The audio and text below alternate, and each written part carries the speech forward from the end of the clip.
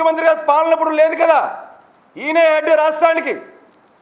ఈ మొత్తం వ్యవహారం మీద డి పట్టా భూములు, అసైన్డ్ భూములు ఏవైతే ఉన్నాయో 596 G1 ఆధారంగా రిజిస్ట్రేషన్లు ఏవైతే జరిగాయో, ఎవరికైతే ఫ్రీ హోల్డ్ సర్టిఫికెట్స్ ఇచ్చారో దీన్ని తక్షణమే నిలిపివేసి ఇక మీద ఎటువంటి రిజిస్ట్రేషన్ జరగకుండా ఈ పనులను నిలిపివేసి దీనిపైన పూర్తి స్థాయిన విచారణ జరపడానికి సిఎస్ జవహర్ రెడ్డి గారు సిద్ధంగా ఉన్నారా?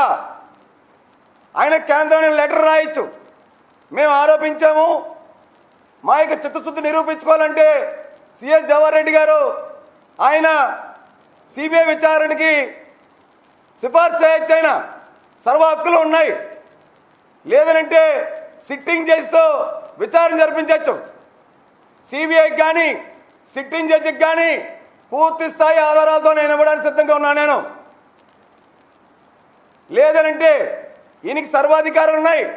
ఎన్నికల నియమావళి ఇవాళ అమల్లో ఉంది కాబట్టి జియో నంబర్ 596 వచ్చిన దగ్గర నుంచి ఇప్పటి వరకు జరిగినటువంటి లావాదేవీలన్నింటి మీద అవన్నీ కూడా అబియన్స్లో పెట్టమని చెప్పి ఆదేశాలు జారీ చేయగలరా చీఫ్ సెక్రటరీ జవహర్ రెడ్డి గారు అడుగుతున్నాం.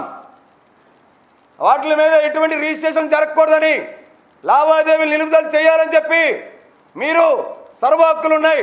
మీరు చేయగలరా? మీరు చిత్తశుద్ధి ఉంటే మీ చిత్తశుద్ధి నిరూపించుకోగలరా? మాకు జవహర్ రెడ్డి గారు అంటే వ్యక్తిగత కోపం ఏమీ లేదు. చీఫ్ సెక్రటరీ అంటే ఆంధ్ర రాష్ట్రానికి అత్యంత అమితమైనటువంటి గౌరవం ఉంది నాకు.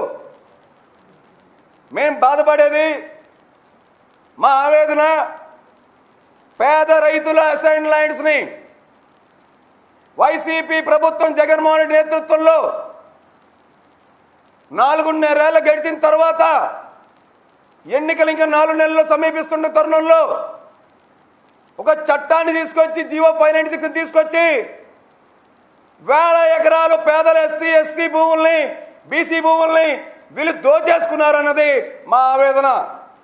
దానికి మీ సహకరించి మీ సుపుత్రుని పెట్టి మీ సుపుత్రుని ముఠా కూడా దాంట్లో మీ యొక్క పేరును ఉపయోగించుకొని దోచేశారన్నది మా యొక్క ఆరోపణ.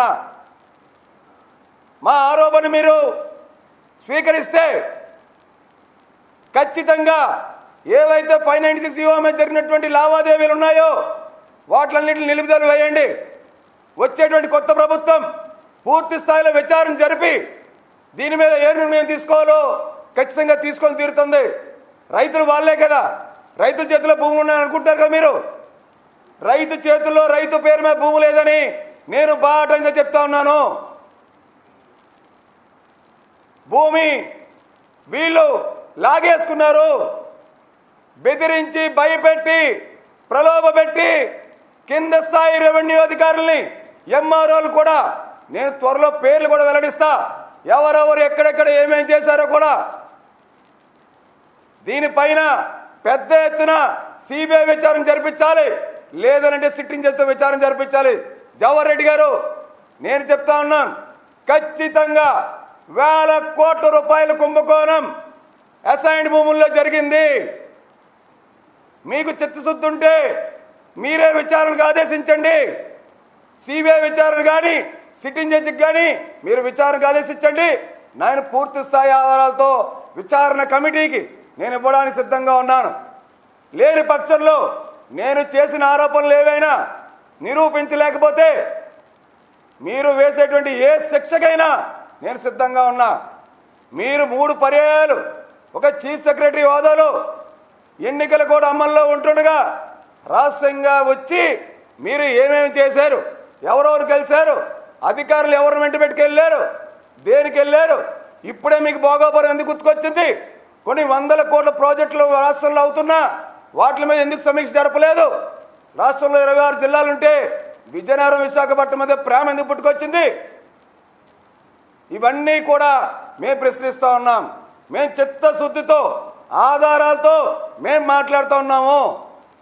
కాబట్టి ఇప్పటికైనా ఇవన్నీ కూడా జవహర్ రెడ్డి గారు చీఫ్ సెక్రటరీ గారు కనుక సిబిఐ విచారణ